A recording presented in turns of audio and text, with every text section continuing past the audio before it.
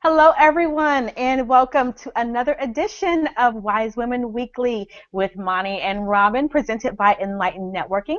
We, as you know, come to you, well, some of you might be brand new to us, so let me not say that. We come every single Thursday here at 2 p.m. Pacific Time, 5 p.m. Eastern Standard Time to bring you thought leaders and professionals and all kinds of incredible light being super people like we're doing today with Olympian two and a three-time Olympian. I have to make sure that I get that right. Marilyn King. I can't wait. So we continue to do this every single Thursday to bring you all of this valuable information from the softer side. So for those of you who are brand new, we want to say welcome, welcome, welcome. We're so excited that you're here. But when we started this whole platform, we started it because so many people were coming to us individually. Monty, Robin, we don't have mentorship or we need help, and we really want to be professionals in this industry. But one of the things that I love about what Robin says, and I'm sure you guys have heard it before, she often talks about how this profession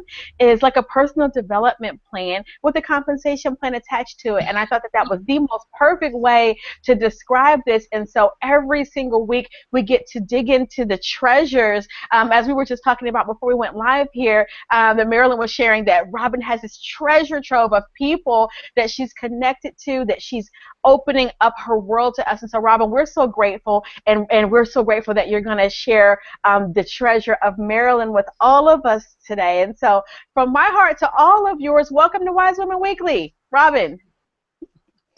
Monty, you're the best.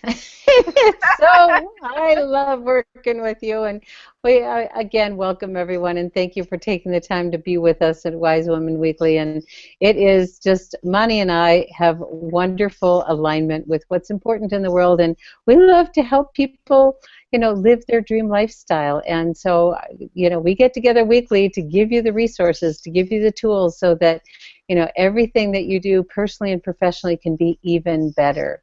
And so that leads us right into today, and it is truly an honor and a privilege when I get to share my treasure chest with you. And today we have someone that's going to really help you live your dreams, because this woman has got the technology behind it. I've known her for decades, and we have quite a history.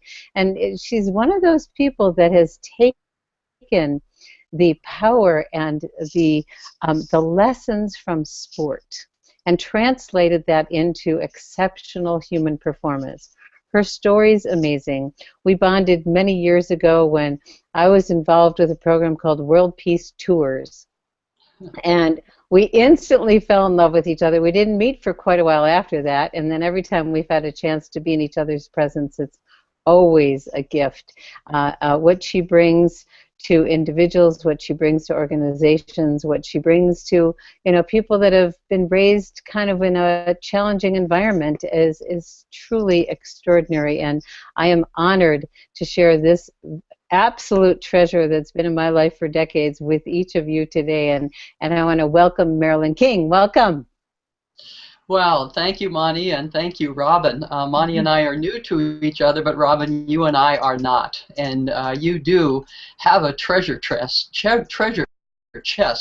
filled with really amazing people. There's rarely a time, if ever, that you and I talk that you don't say, oh, and you have to meet so-and-so, oh, or I just talked to so-and-so. And these are people who are up to things and want to share the best of what they've got, so that, the rising tide lifts all. So you are a treasure, Robin.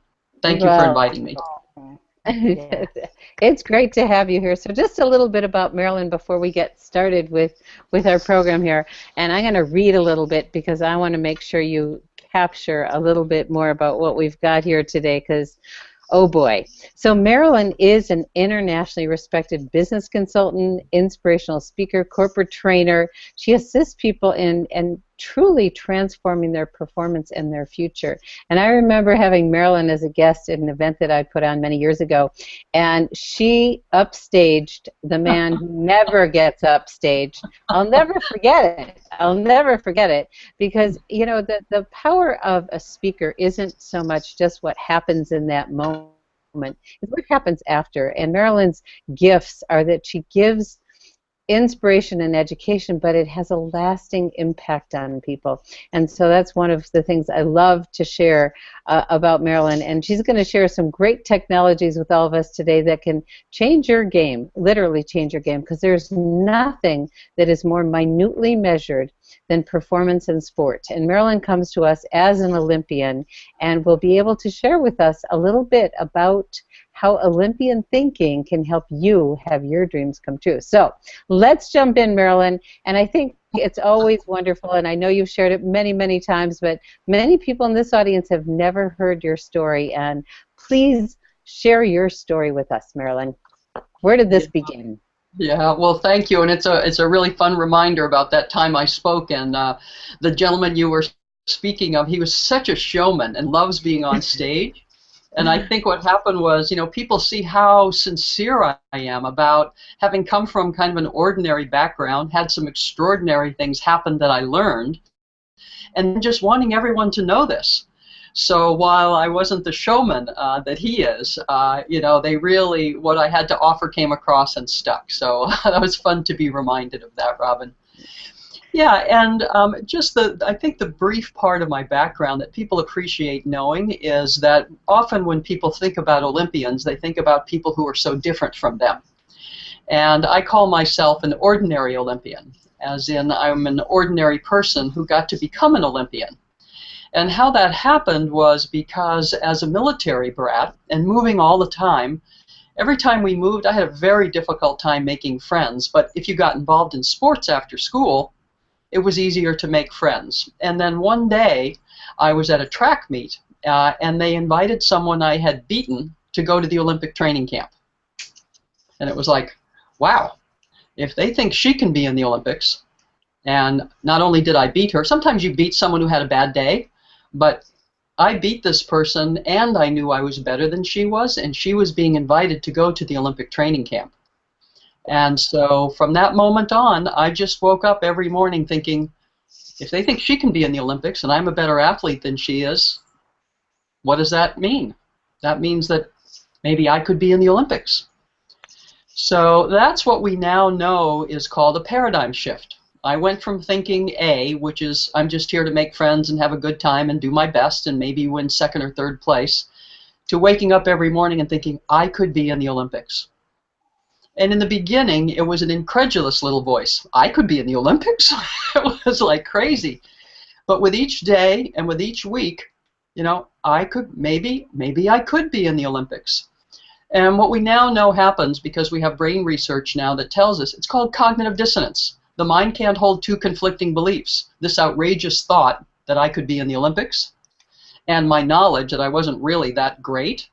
But my mind said, well, if you're going to be in the Olympics, you're going to have to move from this little podunk town to California where the good coaches are. It's like, wow, how am I going to do that? Well, you're going to have to get a better job because your parents, so I got a better job. I found out what the good schools were and did all of these things that would lead me to basically 3 Olympic teams, being able to compete in 2 and then qualifying second for my 3rd Olympic team. So that's really the, you know, the background that got me into my Olympic career. Okay, now comes the story.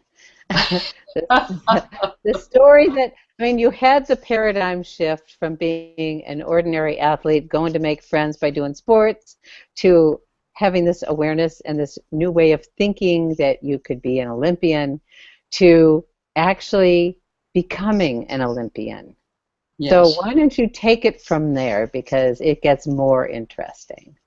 Yeah, so if we take a look, my first Olympic team, maybe I shouldn't be telling these dates anymore, but oh yeah, on my first Olympic team in Munich in 1972, I was like a spectator on the field. I mean, I made the Olympic team, but it was like the Russians and the East Germans and everything. I looked like Twiggy on the field compared to these women. And our audience doesn't know, my event was track and field, and I did the pentathlon, penta being 5. So I did 5 events. I did the hurdles, the shot put, the high jump, the long jump, and 800 meters. And I find myself at the Olympic Games with the very best in the world, and I was just like walking around catching flies with my mouth open. So when I talk about being an ordinary person, it's not like I was destined to be this, Olympian. But because I was on my first Olympic team and had that experience, I knew I could do it the next time around. So I trained and made my second Olympic team in 1976 and was more competitive, but decided I would go one more time. And that my last Olympic team, instead of having to work and having to go to school and train 6 to 8 hours a day, I'd do that for 3 years and then have a year with nothing to do but train. Put my money aside, take a leave of absence from my coaching position at Berkeley, and have 24/7 to train for my last Olympic team and end my career, knowing that I did the very best I could do. And unfortunately, as I final year, beginning my winter training, my car was hit from behind by a truck. And I wound up with a disc in my low back. And if anyone listening knows anyone or has ever had a back injury like that, you can't turn over, you can't sit up, you have to use the corner of the couch to, get up out of a chair. You can't do the 6 to 8 hours a day worth of training that I had done for almost 20 years. But I really just thought it was a tweak in my back, so I started a mantra. And I didn't know that it was a mantra, but it was just this thought that kept repeating. So even though I couldn't even hop from foot to foot and couldn't train, I kept saying, it's just a tweak. I'll be in the top 3 at the Olympic trials, and I'm getting better every day. And after about 6 weeks of that mantra and lots of physical therapy, nothing had changed. And I thought, well, gosh, I've got to do something. I've got no job. I got nothing to do but train. So I got films of the world record holders in all 5 of my events. And I would spend 3 or 4 hours a day propped up in my chair. And in those days, it was an old film loop, watching them, with a projector on the wall of my kitchen, frame by frame, slow motion and backwards. And when I had spent almost 6 weeks just being able to watch films, I was really bored. So I would go stand on the track. Now remember, now we're, March, April, and May. And the Olympic trials are in June. I was injured back in November and hadn't been able to train. And so I would stand on the track. And I would stand at the head of the hurdles and imagine the gun going off and imagine drive, but I'm still standing there because I can't even hop from foot to foot. Now it's Olympic trials time. It is 7 months after the car accident. I haven't been able to come out of starting blocks. I haven't worked at the highest heights of the high jump. I've only been imagining it in my mind. So I had them give me a Novocaine injection in my back so I would not feel the pain. And I placed second at the Olympic trials for the 1980 Moscow Games without physical training. Wow. Whoa. Not possible. It's just not, you can't not train in those 5 events and compete against the very best in this country and beat everybody but one person. Whoa. That story is so amazing. Yes. So, and the upshot of the whole thing was I quit my coaching position at UC Berkeley because clearly something impossible and extraordinary had happened, and I wanted to find out, how does someone ordinary like me do something extraordinary, seemingly impossible, like that? And I spent about 3 years doing research into exceptional human performance and how do ordinary people do extraordinary things.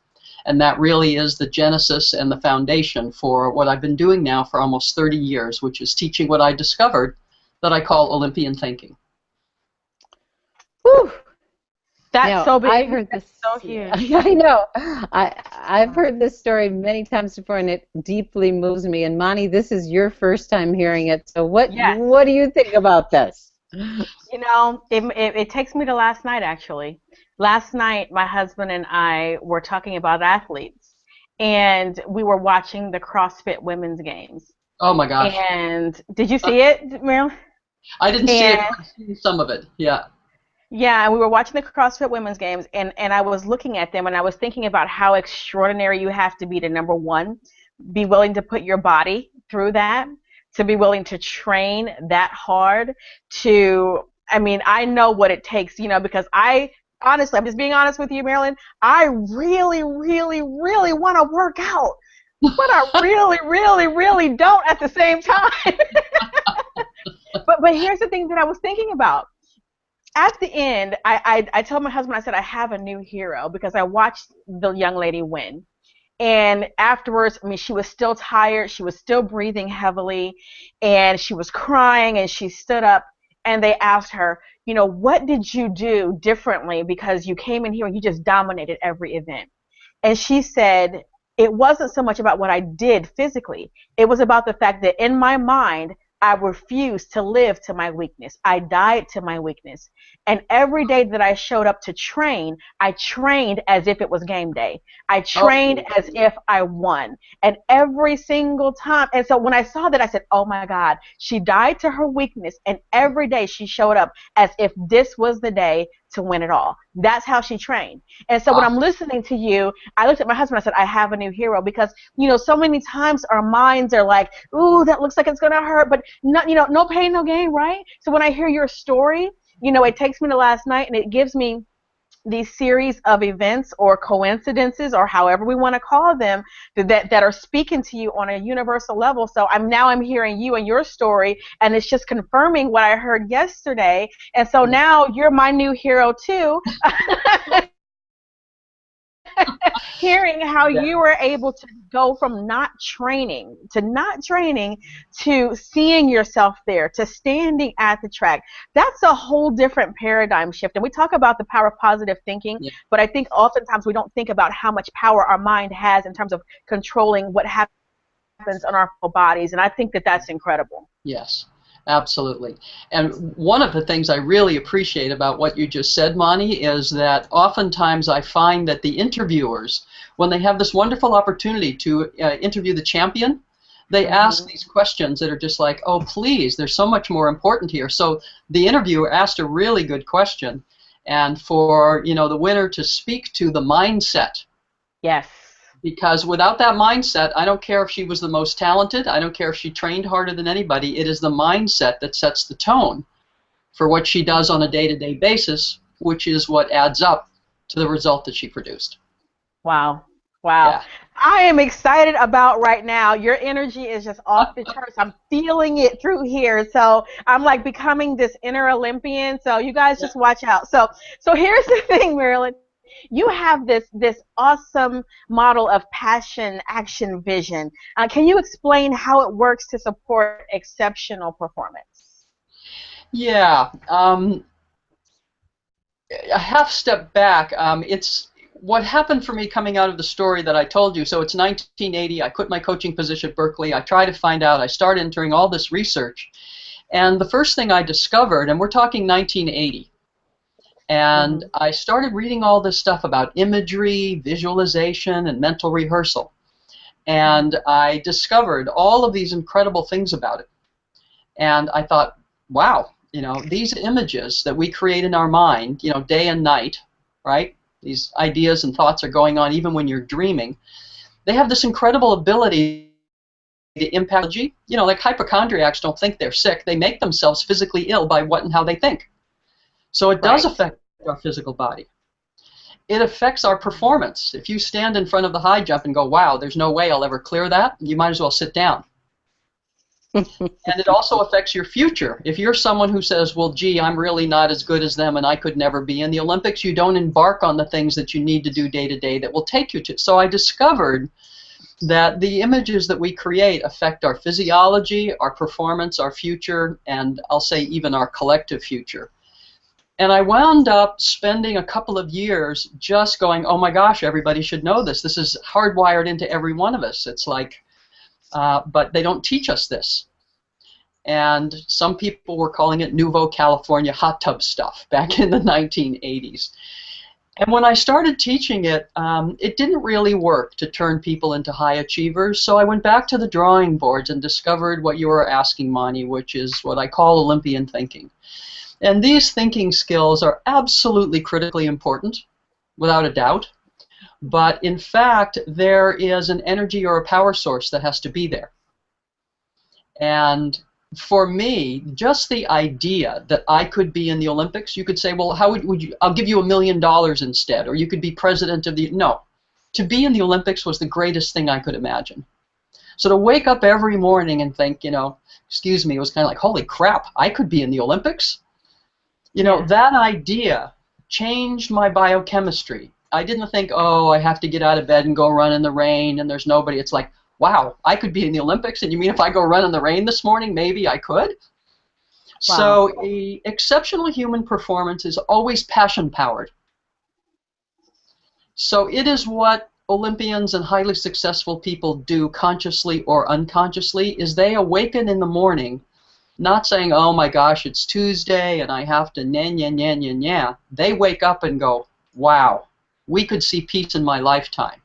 Or wow, I could be in the Olympics. Or I could get my kids into college when I never graduated from high school. Whatever it is that is your passion, when you wake up with that in the morning, everything pales in comparison that whole day. I'll do whatever it takes. Train 6 to 8 hours, it doesn't matter. So Olympian thinking says, number one, exceptional human performance is passion-powered. You don't need willpower and discipline to get out of bed when you envision walking into the Olympic Stadium with one of those USA uniforms. No one has to drag you out of bed. Right. But number two, it is vision-guided. There are very specific things that we now understand about how the mind works and how to engage what we understand about the mind to be very effective around what it is we are passionate about. So that's the second part. So it's passion-powered, vision-guided, and the third part is action-oriented. Passion and vision will only get you so far if you don't have a good game plan and daily practice like an athlete does. So for those who are listening, and Mani, you won't have perhaps have seen this before, but if you have something to doodle with, I'm going to encourage you to draw a heart. Just draw a little heart on your piece of paper. And just to the right of that, draw just a little, kind of schematic of an eyeball, like one eye. And to the right of that, just a little stick figure as best you can of someone running. And that, for me, is the heart is passion-powered, the eye is vision-guided, and the little running person is action-oriented. And here's the big trick. I'm going to ask you, so we know, if someone is really passionate about something and they consciously or unconsciously know how to use the mind effectively, and they've got a good game plan and get up and go to daily practice every day, you certainly increase the chances of achieving what you care about. But here's the trick. I'm going to ask you to put your finger over the little running person. And is there anybody you know who has a lot of passion for something, and when you listen to them talk about it, it's really visual and they can see it and they're all excited, but they don't do anything? Right? These are dreamers. If you don't have that third part, it is not going to fly. Yep. So now I'm going to ask you to move your finger one piece to the left. So you put it over the eye. Okay. And think about, anybody who's very passion-powered and they're just like, almost like a workaholic. They're busy all the time and do, but boy, how they think about it. Oh, well, it's going to be really hard because, and, I really don't have much of a chance. And when you listen to how they think, you can tell it's not Olympian thinking. It's stinking thinking. Right? So those people are kind of sad because they have something they're passionate and they are working hard, but, they're never going to make it because they don't have their thinking aligned. So now I'm going to ask you to move your finger one more time to the left and put it over the heart. So if your heart is not in it, you can see the goal and you can have a game plan and get up every day and do it, but there's no juice, there's no energy. And the person who gets up every day and says, I could be in the Olympics, and it just floods their system with energy and being alive and willing to do anything, that person is going to beat you every time. Wow. So it's only when you have all three, when you are passion-powered, when you are vision-guided, and when you're action-oriented. Yes. So Robin's holding up the schematic that I use. I don't know how good I'm doing here. You're doing fine. And Robin, what's funny about this is I have had people say, Marilyn, I had to come and tell you, I heard you were going to be in town. I heard you speak 10 years ago. That document right there, she says, I still have it up on the bulletin board next to my door. And people still ask me about this, she said. So it is, kind of a lifelong lesson that is useful for all of us, yes, to continue to learn. Wow.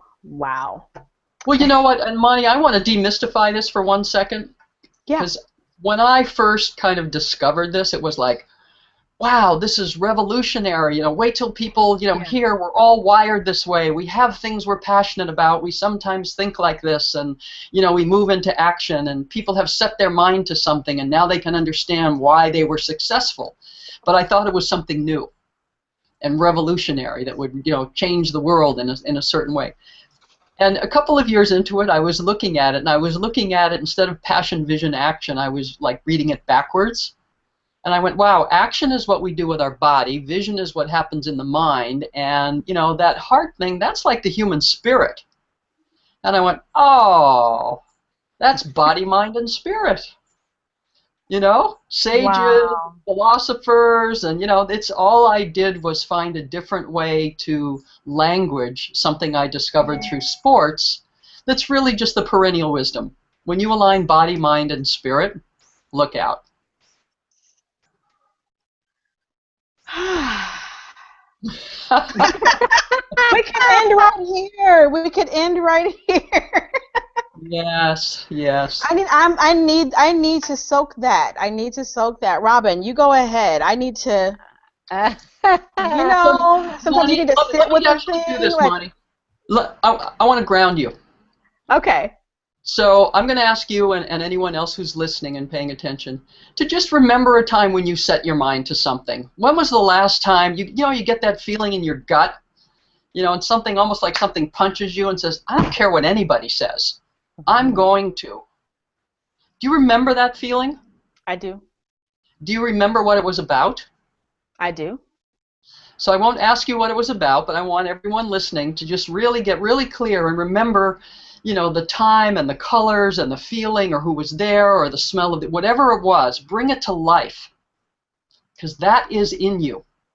You aligned body, mind, and spirit. There was something you were passionate about. The way you thought about it, things were just problems to be solved. Nothing was going to stop you. And you moved into action. You were willing to do whatever it took, and I would bet that you achieved it. I did. So I wanted to ground you and everyone listening that it's not, it's like, oh, this seems, yes, that's true. It's a wonderful recognition, this revelation, but it's something that is in you that you have done before, and all I did was give it a name and give it back to you. Love it. And it's so interesting because when you said that, it's easy to forget. It's easy to forget, and I think that all of us listening, and people have been here at one time or another. You forget the grandness of who you are. And it's easy to do so, especially when life is all around and so many people these days are in hustle and bustle mode, and we forget how grand we really are sometimes. And I'm like, wait a minute, I did, and when you said, I bet you achieved it, I'm like, actually, I did. And yeah, so that was pretty awesome. That was pretty awesome. Thank you for that. You are phenomenal. I have to say this before we turn it over to Robin, because this is a very organic show, and we just keep it as we are. What you see is who we are. I was not prepared for you. I did not know I was going to be so blown away today. I just didn't know. You know what I mean? Sometimes you're just like, so what you see when you guys are seeing me going, this is just the reality of how I'm feeling right now, because all of these things hit us in a new way, and so thank you for all that you're sharing so far. This is amazing. Robin, thank you again. And Monty, I want to say, I want to thank you for just being so present and so genuine in your response, because I'm betting that there are other people who are watching or will watch that will have the same experience, and because you had that experience, I was able to then, step into giving it back to you in a different way. And it really prompts a question for me, and Robin, I know we had talked about perhaps talking about this, because sometimes people say, well, if this is hardwired into us, if we all have things that we are passionate about, right? You don't have to go, make someone passionate about something. You ask the right questions and you find what's already in them that they really care deeply about. And that we sometimes automatically move into a thought mode like this and into action.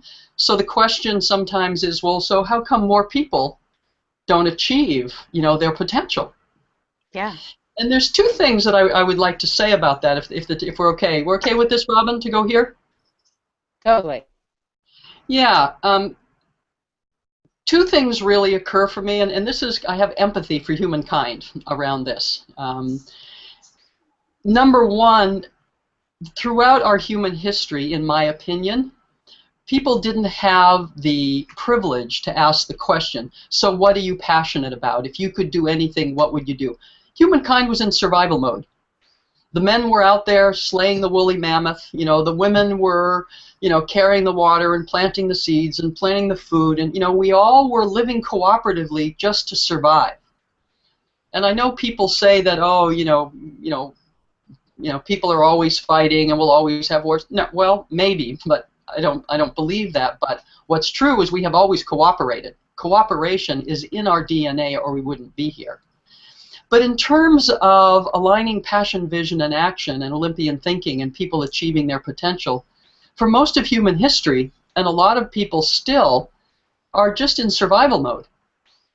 Yeah. But to be in a place now, there is no history of sitting around the fire and generation after generation asking the next generation, what do you really want to be? What are the gifts that you have that you can bring? This is new for humankind. So to be able to give this language and to be able to pass this on, as an exploration, as a parent, as a teacher, as a community, to talk to the young people in our communities and let them know that they are wired to win. They are wired to win whatever they passionately set their minds to. But we don't have a history of this. So I encourage and implore all of us who have any ability to have an impact on one another, and particularly the next generation, to let them know that they are wired to win. And to support them in the glorious privilege to explore, if you could be anything, if you could do anything, what would you really like to do or be? So that's the first part, is I think that we don't have, throughout our human history, we haven't had the privilege to explore this the way many of our children do now, and not all of them do, but many of them do. But the second thing is that this is, in my opinion, a supreme act of courage. Most of us are surrounded by people who are busy and into their to-dos and distracted by all kinds of things. To ask yourself the question, what am I passionate about? What is the worthy opponent, so to speak?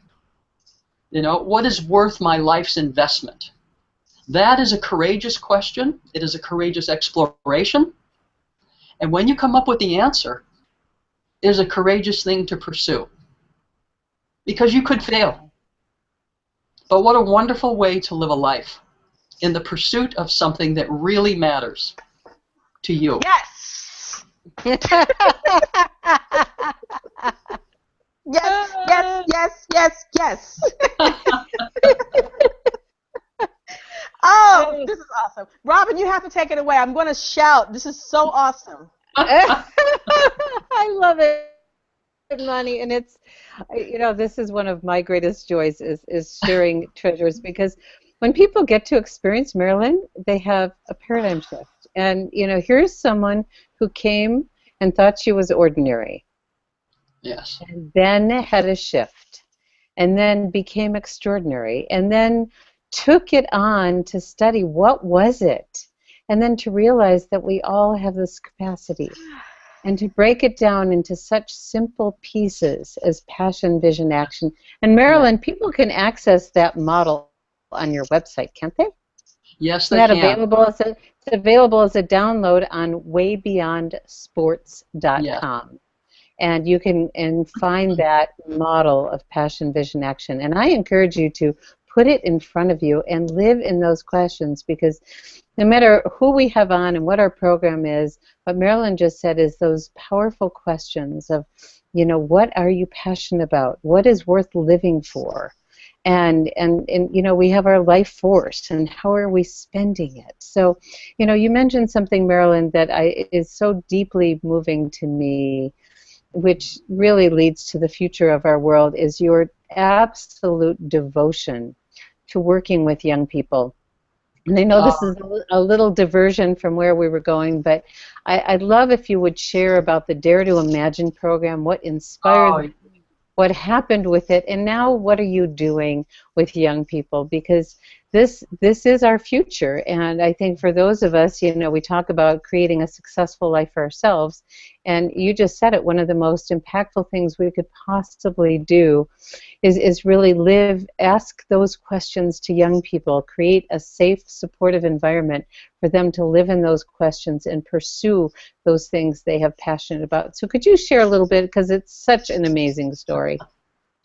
Yes, and you know, it's like Monty was jumping up and down. I start to jump up and down when I think about young people, you know, and what happens when you give them the keys to the kingdom, because Olympian thinking is like the keys to the kingdom, you know, for young people. And it was really quite exciting when this transpired, because I stepped into the corporate world as a public speaker and just immediately started being invited to work with companies who were not down in the cellar in the basement, but people who were at the very top of their game and looking to go to the next level. And that was very exciting and continues to be a very important part of my work. But I also thought, wow, you know, these are all adults. What if we gave this to kids? How would we do that? And coming back home to Oakland one summer, well, actually, I had been invited into, I guess it was almost 3 years on the international stage in the field of accelerated learning. And it was exciting for me because these were kind of the pioneers in brain research and learning research, and these were like the Olympians, you know, in this world. And it was very, very exciting to be with them. And after about 3 years of speaking internationally in education, I thought, well, I've never taught this to kids, so let me do that. I came home to Oakland. I met with 22 groups of kids one summer, just for like 2 hours with each group, and then thought, well, what would happen if I got to follow up with one group? So I did. And we created a program called Dare to Imagine in West Oakland.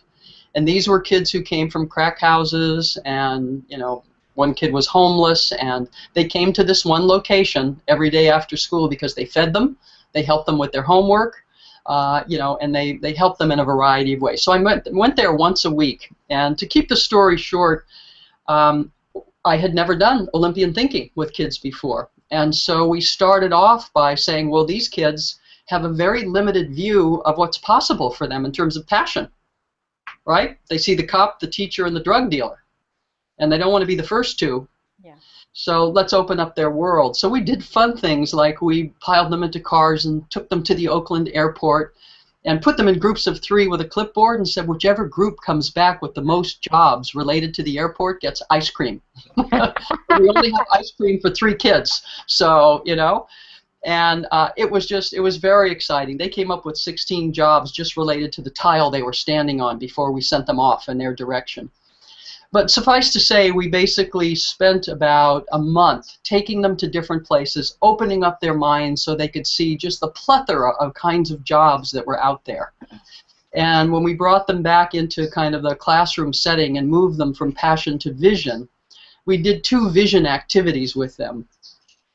And the sad part at the moment was all the boys still wanted to be NFL football players or baseball players. And it was like, wow, you know, this really isn't working, but let's just keep going here. And in the vision domain, we had them put their favorite athlete in the middle of a piece of paper, you know, like a collage, and brainstorm the traits and qualities of a superstar. And then to rate themselves on which ones they had and which ones they didn't have and we're going to have to work on. It was kind of a wake-up call for them to realize they had to listen to the coach and practice on their own and be able to handle their own, you know, all kinds of things they hadn't really thought of in their little fantasy about being an NFL football player. And then we did something we called success mapping, and there were 15 things on it, so they had to start at the finish line and answer the question, where do they recruit these NFL football players? Well, these kids couldn't even say college. They graduated from high school. Wow. But so that wasn't a deal breaker. We said, you know, well, you know how you can get into a 4-year football school is from a junior college. Are there any good junior college football programs in Oakland? Oh, yeah, you know, Laney College. Laney College on your map. So how are you going to get into Laney College? Oh, you have to graduate from high school. And we had them make a high school diploma with their name and the date and the school on it. And we worked them all the way back to the fact that some of them weren't even showing up to school till third or fourth period. So now in the vision domain, they knew what the skills were, what the steps were, and we helped them put together a support structure of people who were cheerleaders and all different kinds of support. So now we've got the passion for the NFL, which was, oh boy, the vision component, and we had them fill out a contract. And this story, I'll close it out by saying with one of the boys, when he filled out his contract, he said he was going to not fight for 6 weeks. And, you know, I was supposed to sign off on this. I'm going, so tell me about this. You know, how you fight, you know, like every week? And he kind of like rolled his eyes. And I said, well, more than that? And he goes, yeah. So every day? Yeah. And he's still rolling his eyes. So 2 or 3 times a day he was fighting because he was basically, you know, kids would tease him about his clothes, about his family, and all this kind of stuff. And he didn't have any other equipment other than to just fight. And so if he was fighting 2 or 3 times a day and was saying he was not going to do that for 6 weeks, I was not going to sign off because he would fail. I wanted him to read a book about a football player or interview somebody or something. And he fought with me. He was committed. He wanted to not fight for 6 weeks. And I literally came home after signing off on that and I cried because I thought, Marilyn, this is not going to work. You don't know these kids, you know, blah, blah, blah, blah, blah. I went back in a week and he had not had a fight. 2 weeks, 3 weeks, he went 6 weeks, and he brought me a note from his teacher because he had to prove, everybody had to prove how they had fulfilled their contract. And when I asked him how he was successful, because no one would have bet on him, he just looked at me and he said, no football team is going to want me if I'm in fights all the time. I said, yeah, but what did you do? And he went like this. He said, I pretended I was coming back to school with my NFL football, my cap on, and when somebody would say something to me, I would just say something different. And I always fought with the same kid on the schoolyard, so when the bell rang, I went over and asked him if he wanted to be on my team. Whoa. That young man did not fight for 6 weeks. He graduated from high school, went to Diablo Valley Junior College, got a scholarship to San Diego State, played for a year, got injured, came back to Oakland after his senior year, coached football here locally, and is now up in Sacramento working with at-risk kids. Whoa. So this is not just for Olympic athletes. You know, this accesses the Olympian in you. When you have something you are that passionate about, your mind shifts in ways that we could not predict. And then you just follow up on what you are envisioning day after day after day. Passion-powered, vision-guided, action-oriented. So the goal now is to use Olympians worldwide to tell kids, you know, you're wired to win. There's an Olympian in every one of us. You know, it's like it's hardwired into you, and Olympian thinking is the software. So that Olympians will be the spokespersons, and we will use existing youth service providers and the internet to deliver the content to teachers and people who work with kids. And then just ask Olympians to recognize kids once a year who are achieving at different levels in terms of their Olympian thinking. So that's the work that I'm very, very excited about right now from the education standpoint. I think we might call that passionate. What do you think? And every time I talk to you, when you tell me about the school programs and the stories with the young people, because I know you stay in touch and they stay in touch with you and share how their lives have transformed because you taught them how to think differently. You asked them those questions. You gave them the structure to do it differently because, you know, kids in the streets of Oakland, you know, people would think, you know, their future is destined to not go anywhere. And you made a huge difference in these young people. And so now this organization, you know, this peace team that you've created, and I think that might kind of lead us to the next stage. Unless, Money, you want to say anything before I move on? You know, I've been thinking this whole time as I'm listening that after this is over and we're finished with this particular hangout, all 3 of my sons and my husband were there sitting down and they are watching the replay of this. I'm going to hook this up to the big screen and we are going to watch the replay of this. And this is going to be a course. This is one of those things that is so important. And my mind kept saying, she was born to do this. You are doing what you were born to do, because there are certain people who you hear say things and it's like, yeah, that makes sense. And there are other people that you hear say things and it shifts your entire being. And that is what you have the gift to do. And so I am sitting here and I'm feeling myself shift, and I'm and I'm going to be very transparent here before we move into the next question. When you said there is an Olympian in all of us, that is never something that I thought about myself. Yes. Never. Now, I've thought, hey, I'm great at this, I'm great at that, but I would see this, I'm going, no, I'm not great at that. But to think that I am wired with this, that is a totally different mindset, and I'm like, oh my goodness, So I've never thought that before. So to say that this is transforming, that's an understatement, because, and I wrote it down here, there is an Olympian in me. I didn't write down there's an Olympian in all of us, even though I love you guys and thank you for watching, but I wrote down there is an Olympian in me, because we have to personalize these things. And so I'm going to let you take away the next question, Robin, but that's what I'd have to add to it. We are all watching this, an Olympian, thinking that's the new Patterson mantra. So go ahead. Woo! Atta girl. Atta girl. And thank you so much for wanting to share this, Monty, because, that's just my fervent desire, is that people get it and pass it on. This is huge. This is huge because, oftentimes, and I want to say one more thing, if that's okay. I know we're kind of going off track, but when it comes to athletes, we watch, we celebrate, and and a lot of times young children, they think, hey, I want to be like that person, whether it's their favorite, NBA player, or their favorite, like my youngest son is a huge fan of the track star Usain Bolt, and I said to him the other day, I said, Kobe, I said, do you want to be like Usain Bolt? He said, no, Mom. He said, because there's only one Usain Bolt. He said, but what I do want to be is better than him, so I can be the first Kobe Patterson. And I said, oh, I get it. I didn't realize I was having him think, like, do you want to be like him? He goes, now he is now the measurement of who I need to work to be better than, right? And so I'm thinking about all of these young people, and how we watch it. And I'm the same way. You heard me talk about watching CrossFit last night, and we're watching it like, oh, wow, that's great for them. Oh, look at what they can do. Oh, they are awesome. But heck yeah, I'm awesome too, so we can do this. So anyway, yeah, so I'm like so pumped up about that, because this is the first time I ever thought beyond that I could do that. So anyway. Yeah. Go ahead. Oh, yay, yay. Yay, Monty. Yay is right. Yay is right. So if you are ever live somewhere else, I'm coming.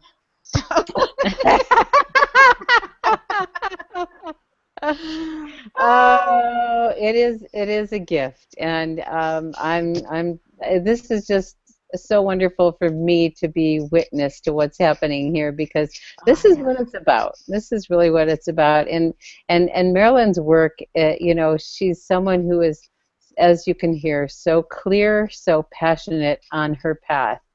And she's taken it to a game that's the biggest game I've ever heard of. And it's something that a lot of people wouldn't even go near, because they would say it's impossible. But she knows how to create the impossible possible.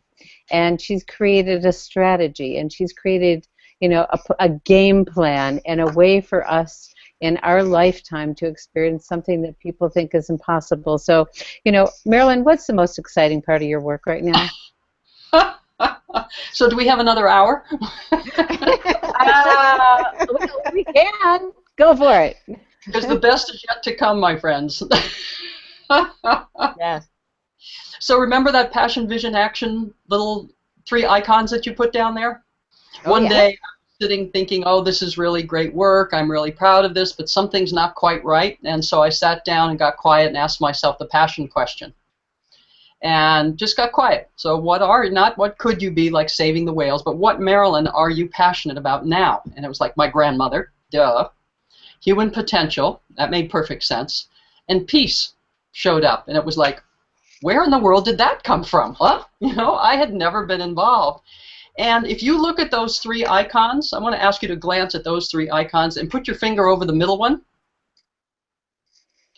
I was thinking peace, and I looked at that and I went, holy crap.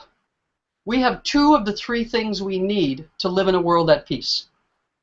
How many people do you think from the passion part would really like to live in a world at peace? All of them. Most of them, right?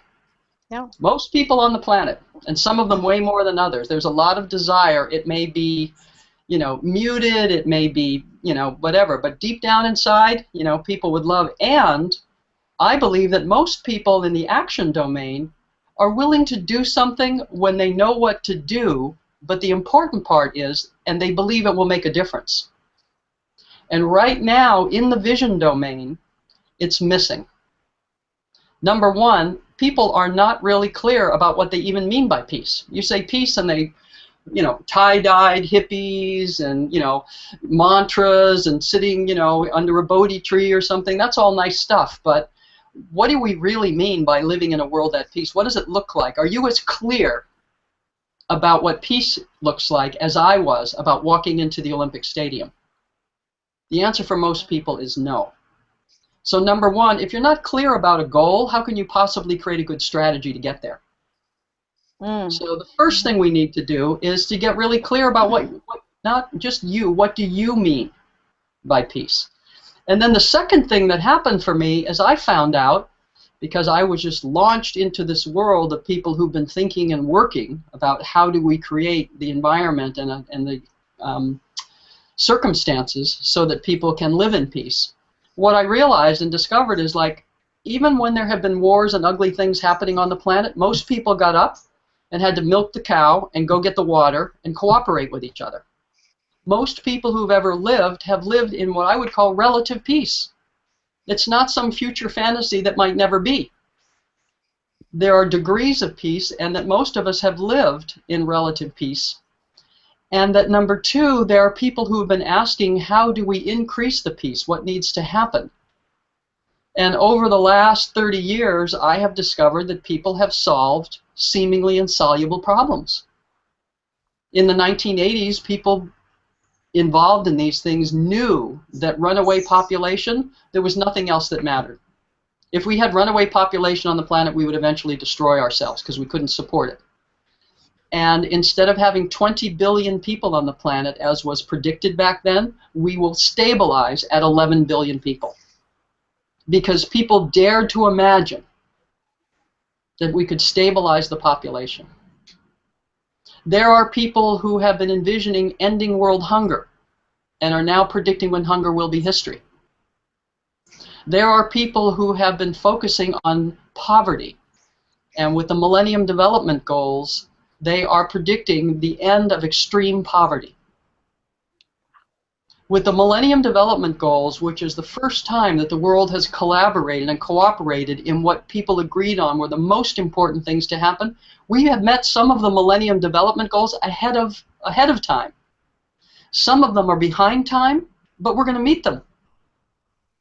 So imagine if someone could look into a crystal ball and tell you, you are living on the planet Earth in a time in which peace was a secret. The degree to which we live in peace is a secret, and the fact that we can make it as a planet and a species, and people all around you and before you have been doing things that have set the stage for this to happen, and we now want you to join the team. All you need to do is be clear about what the goal looks like, be clear about where we are relative to the important parts of the strategy, and what is your role? What is it that you can do every day to score points for the peace team? Wow. Wow. Wow. Wow. Wow. So in 1983, Avon Madison got the United Nations to declare September 21st as the International Day of Peace. And at that time, they rang a bell, they lit a candle, the head of the UN came, and very few other people knew it. Now, this last September 21st, in 153 countries, almost 300 million people were celebrating Peace Day. And now, with the internet and mobile technologies, things are being put in place so that when Olympians recognize young people for being an Olympian at the individual level, which I call bronze, They're going to inspire kids to actually apply Olympian thinking to their community and what they can do to help their community thrive. And then to encourage them to move up to the gold level and be recognized by Olympians because they're working with young people from other countries who are also envisioning a world at peace. So I declare that the International Day of Peace in our lifetime will be a day in which Olympians worldwide will recognize kids at the bronze, silver, and gold level, and people will celebrate around the world the next evolution of peace. And we are living in a time when peace will no longer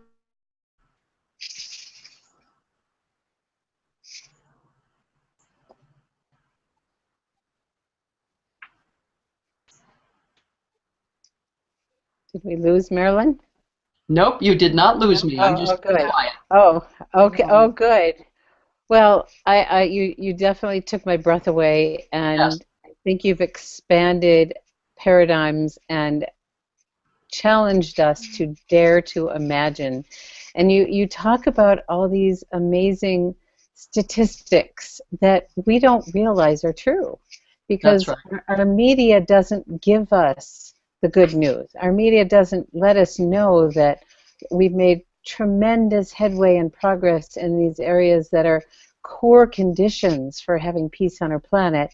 And so I have two questions for you, because Let me just make a quick comment, because what you Okay. said is so important, and people, you say, well, we're just flooded with all this bad news. That's why it's news. In Oakland, 400,000 people did not kill each other. They stood in line at the coffee shop. They stopped at the stop signs. That's not news. One person killed someone. That's news. Mhm. And when you see that kind of news over and over, it's the aberration that makes the news. Mhm. The reason why we're seeing so much about Syria and all of these things is because the rest of the world is getting up every day and going to work and cooperating. And these people are doing something that is aberrant. Wow. Wow. Okay.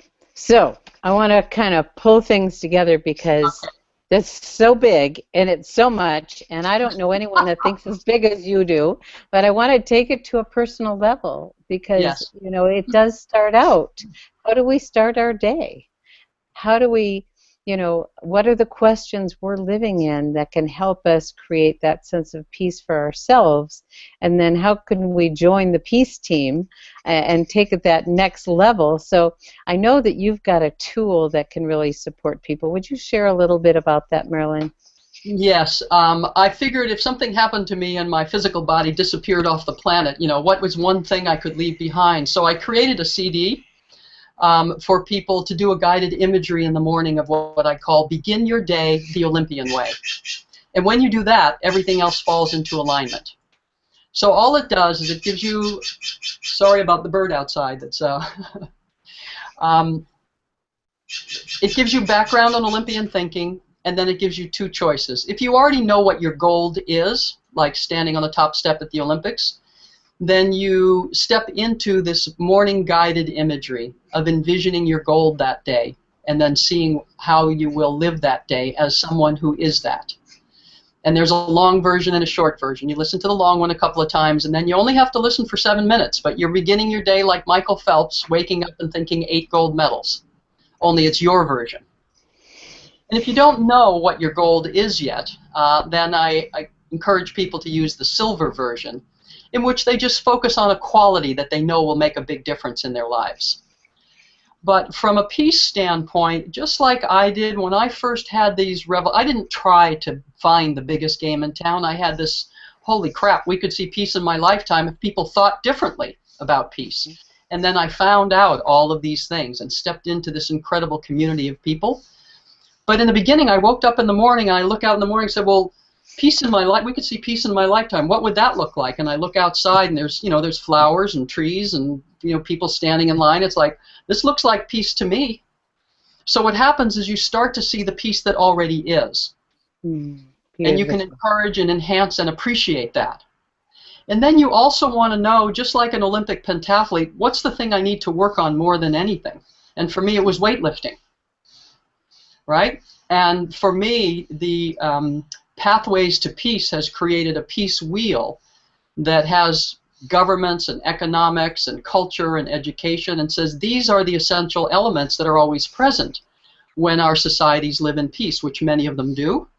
And you can see, where do we come from, where are we now, and what is the future state of really the next level of peace. So maybe for me, it's about making sure that every child in Oakland is reading up to grade level by 3rd grade. So I can do that by volunteering once a month at a school, because I believe that education is one of the most important things. You might believe that media is the most important. So then you go and find out who's doing what to help our media fulfill shifting people's mindset so they're knowledgeable about peace.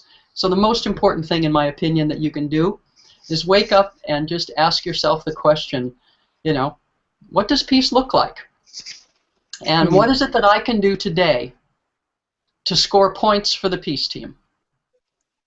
And then we are going to provide in the next year an ability for you to use your mobile device and say, oh, I scored a point for the peace team today because I decided to take a risk and speak to my nasty neighbor who always, you know, does mean things.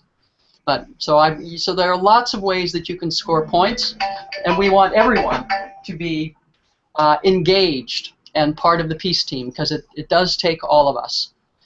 But I want to leave you with the notion and the recognition that most people spend most of their time behaving in ways that are pretty consistent with living in a world at peace. And as they come to understand more, then they can up-level their effectiveness around what they do.